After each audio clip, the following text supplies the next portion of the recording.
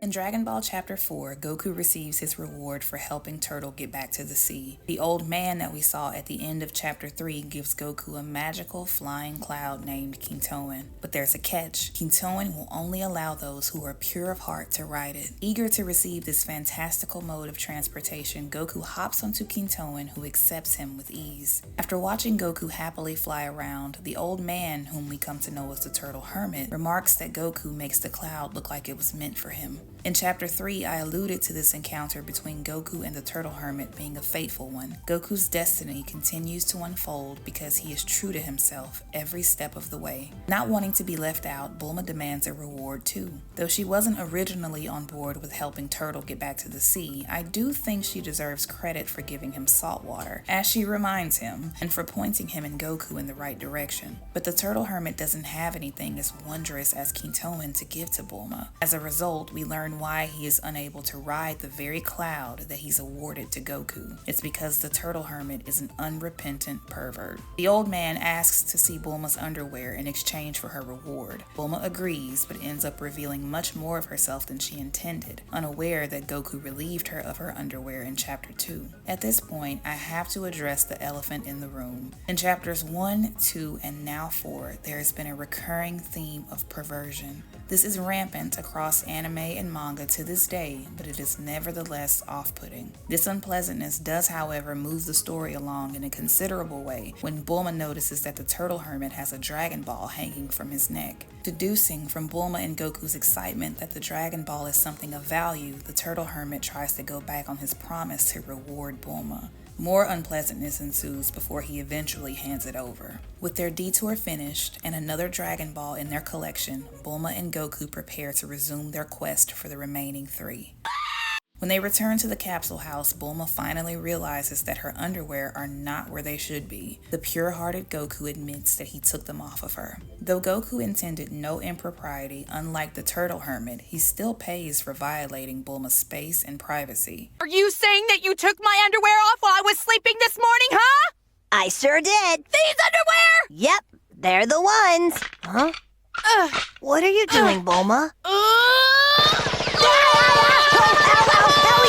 Despite cringing at all the perversion in this chapter, I'm glad that it isn't excused. When Goku and Bulma are ready to head out, Bulma decides to hitch a ride on Kintoin to save time. But exactly like the Turtle Hermit, she too is deemed impure. Given the less than pure intentions behind most of Bulma's actions so far, I can't say that I'm surprised. It looks like Goku will be flying solo for the time being. By now, we all know that Goku is pure of heart. While his generally cheerful demeanor, innocence, and sometimes downright ignorance are all evidence of his purity, his love for fighting and commitment to getting stronger are not usually credited as reasons. These practices do more than just make Goku physically mighty. His abiding love for fighting and training are acts of devotion. Devotion is defined as the act of dedicating something to a cause, enterprise, or activity, or the state of being ardently dedicated and loyal. Devotion is also defined as a religious endeavor, a kind of worship. Devotion is pure,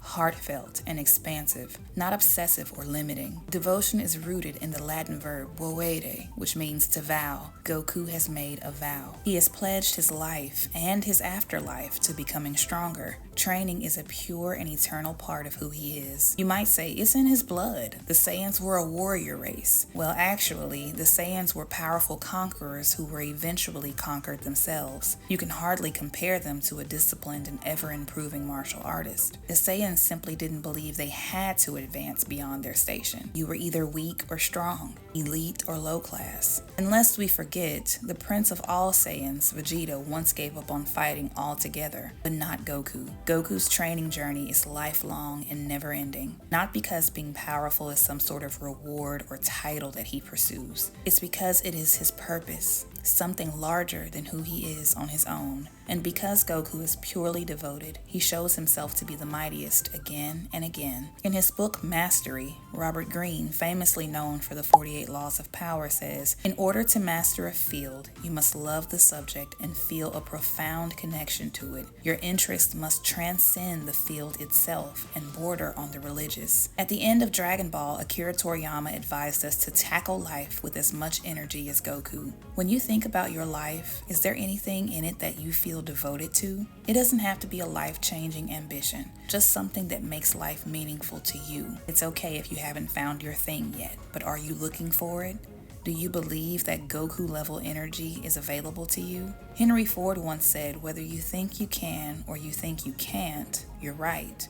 If you think life is just a daily slog, it will always seem dull. But I challenge you to seek adventure today, to believe that your life can be more than what it looks like right now. As we discussed in Chapter 1, fortune favors the bold, or put another way, fortune is attracted to those who are willing. If you've lost your zeal for life, your hobbies, and dreams, what is something that you can do to reactivate your devotion today? I spent a decade prioritizing a career that I didn't love and putting off my creativity. Now, I reread and watch Dragon Ball every day as part of my goal to review every single chapter and shine a light on the series' often overlooked depths. Every once in a while, I wish I had chosen to be true to myself and leave the rat race sooner. Going back to square one isn't easy. But even Goku endured harsh training as he tried to surpass the level of Super Saiyan in the Cell Saga, only to end up having to go back to the basics. Again, this isn't easy, but something amazing happens when you are devoted. You become excited to see how everything will play out.